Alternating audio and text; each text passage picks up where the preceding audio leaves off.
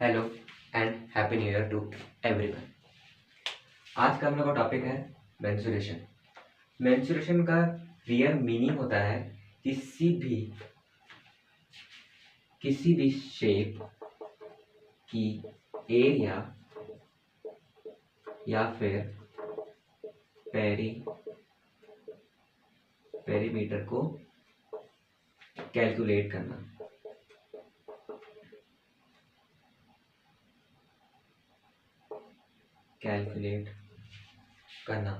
Clear.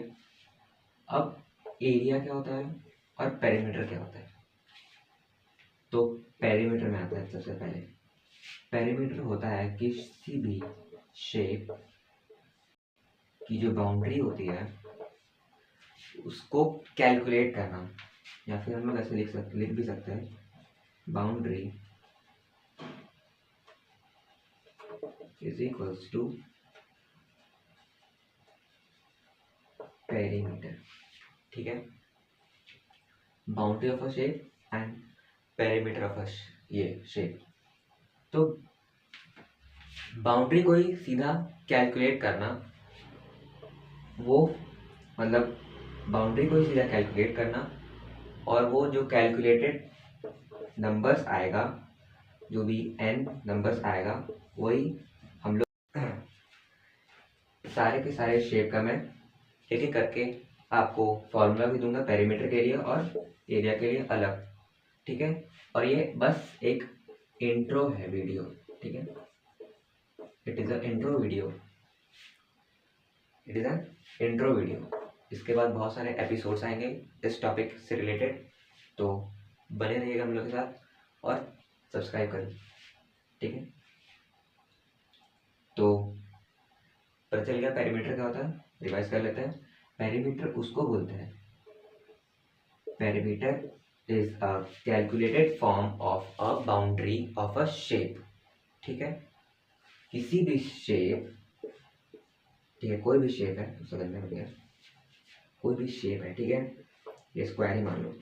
ठीक है, square farm है मेरा, ये है खेत, यहाँ बहुत सारे वीड्स लगे हुए हैं, यहाँ पे मतलब गेहूँ लगे हुए हैं, और मेरे को ज़मीन खरीदना है, तो क्या करना पड़ेगा, इसका मेरे को बाउंड्री, मुझे पता नहीं ज़मीन खरीदने के लिए बाउंड्री लेते हैं या फिर एरिया, मैं बस एज एग्जाम्पल को बता रहा हूँ। ठीक है, इसका बाउंड्री कैलकुलेट करेंगे। इसका बाउंड्री अगर मेरे को दिया हुआ है 4 सेंटीमीटर, 4 मीटर्स। ठीक है, 4 मीटर्स।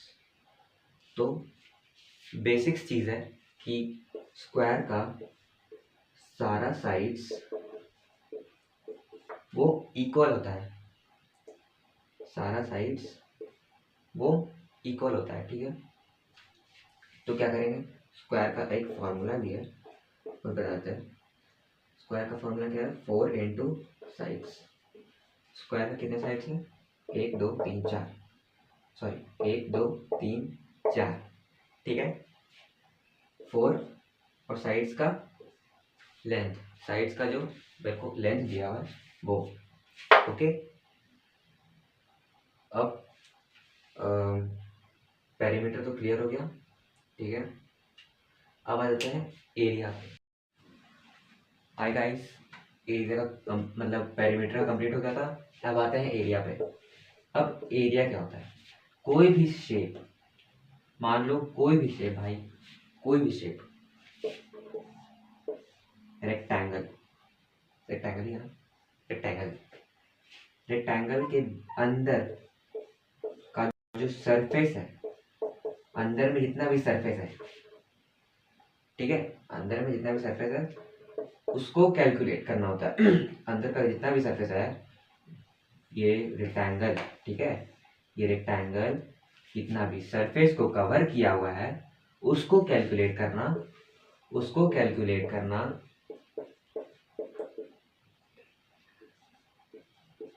उसको कैलकुलेट करना, वो बन जाता है एरिया। ठीक है, वो बन जाता है एरिया। पेरीमीटर में फिर से बता देता हूँ, पेरीमीटर क्या होता है, कोई भी शेप का बाउंड्री, कोई भी शेप की बाउंड्री को कैलकुलेट करना, ठीक है, कोई भी शेप की बाउंड्री को कैलकुलेट करना और जो नंबर ऑब्टेन होता है वो बोलेंगे वो शेप का ये पेरीमीटर मेरे को निकल चुका है, ठीक है। अब आते हैं एरिया में।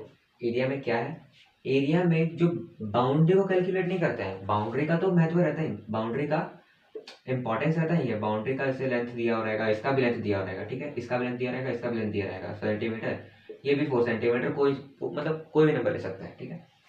बाउंड्री का तो सब पे रहेगा ही, बट पेरीमीटर में क्या करता है, पेरीमीटर में बाउंड्री को कैलकुलेट करता है और एरिया में अंदर के सरफेस को कैलकुलेट करते हैं, ठीक है। समझ में आ रही है? अगर नहीं आ रहा है तो let me know in my comments, मतलब इन द कमेंट्स।